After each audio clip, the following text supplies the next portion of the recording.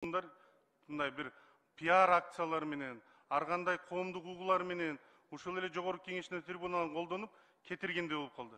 Ошон үчүн жана сиз айткан комментарийиңиз абдан жакшы. Президент Толкунбек Абдыгуловдун жумушуна ыраазы, сиз жакшы профессионал экенин билебиз деп айтып калдыңыз. Комментарийиңиз бул бир тарап мен ойлойм жакшы экен деп. Бирок мен ойлойм, Анарбек Баратович, сиздер көңүл буруп коюшуңуздар керек администрация президента. Ким, кайсы шылуундар бүгүн президенттин жана президенттин администрациясына жогорку кызматта болгон биздин аткаминерлердин аттарын жабынып, бүгүн чоң кабинеттерге кирип жүрөбүз деп туруп Кыргызстанда бир шылуундук схеманы алып келип калбасын. Мен Анарбек Баратович дагы бир жол кайталап коем. Буну расмий түрдө силер жокко чыгарып койгула. Анткени бүгүн алысымдарды айтып, жабынып, ар кандай схемаларды ишке ашырбасын. Кийинки сөз тогда Ибраев Саматбек Кулукеевичке берилет. Рахмат, урматтуу төрага. Мен депутаттарга абдан чоң ыраазычылык билгизип кетким келет да. Ушул финансылык секторго ушунчалык күйүп-бышып, чын дилинен жүрөгүнөн айтып аткан сөздөр болуп атат да, бул трибунада, чоң трибунада айткан сөздөрүнө. Чынында эле ушул сферага абдан көңүл бурбасак, бүгүнкү күндө финансылык сектор аксагандыктан биздин бүткүл экономикабыз аксап атат да.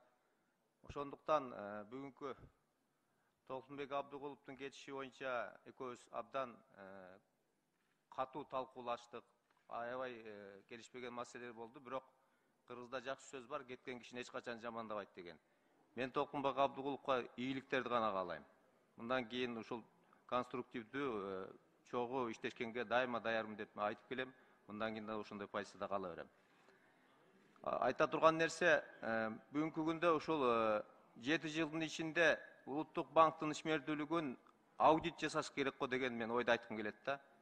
Сиздерге Нурбек Омурбекович, сунуштайм да, депутаттык комиссия түзүп, толук ушул 7 жылдык ишмердүүлүгүн Улуттук банктын аудит жасап, кийин дагы ушундай бир катачыларды кетирбеш үчүн, катачылыктар кетирбеш үчүн терең реформага барабыз деп айттык.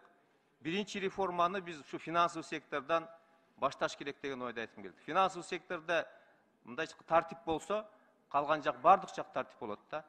Ошону сиздерге чакырып кетем. Бүгүн ушундай туура чечим кабыл алсак, бири-бирибизди каралабастан, мына бүгүнкү күндө мына азыр айтып кетишти, менин адресиме абдан катуу сөздөрдү айтып атышат. Ыйык трибунадан келип туруп, ушундай сөздөрдү айтылган деген. Нурбек Омурбекович, 1 мүнөт кош берип койсоңуз, мен оюмду айтып алайын. Убакыт өтүп калды окшойт.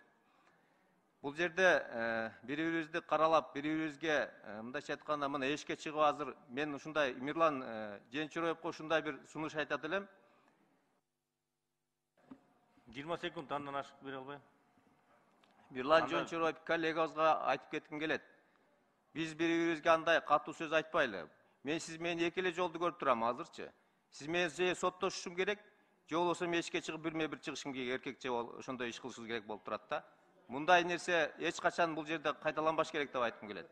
Сиздер мындай жакшынакай форматта жакшынакай сүйлөгөндү үйрөнсөк, урматтуу коллегалар. Рахмат, кийинки сөз. Рахмат, 5-чи микрофон. Рахмат. Россияда атайын изилдөө жүргөн болчу. Рейдерлик жана шылуундук мындай уюшкан кылмыштуулук булар кандай иштейт депчи.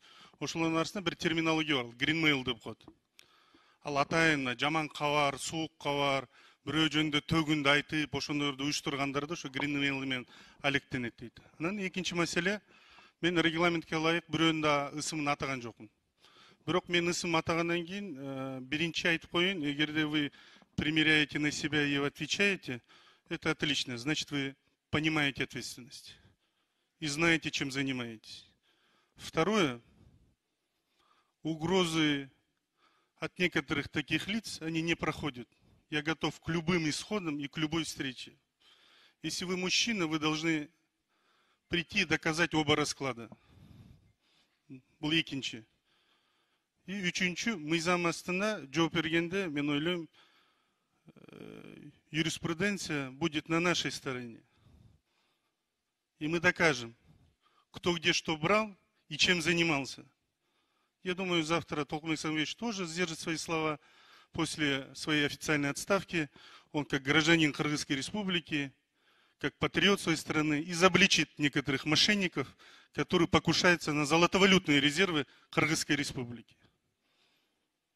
И тогда мы посмотрим, кто здесь будет кричать и пользоваться народной трибуной, и в каких интересах.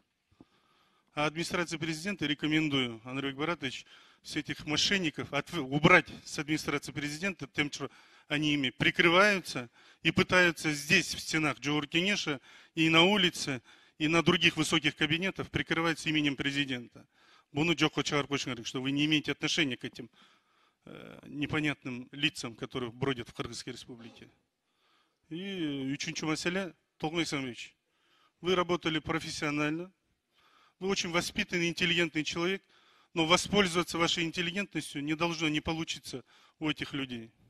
Поэтому ийгилик каалайм, как барсаңыздар. Ошон үчүн Кыргыздын кызыкчылыгын, Кыргызстандын кызыкчылыгын дайыма коргоп жүрүңүз. Рахмат. Рахмат.